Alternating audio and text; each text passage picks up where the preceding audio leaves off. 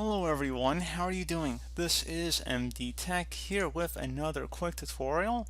In today's tutorial, I'm going to show you guys how to go about if you want to manage applications from accessing your Macintosh's camera or microphone settings.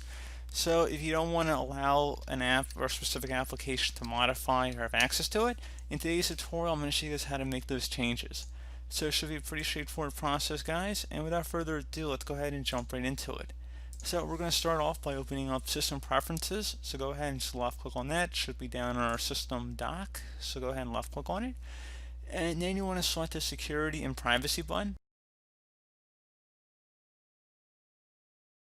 And now select where it says Camera or Microphone. And now any apps you have installed on your computer should appear over here on the right, in which case you can then modify their permissions. So if you click the lock to make changes, you're going to have to select that.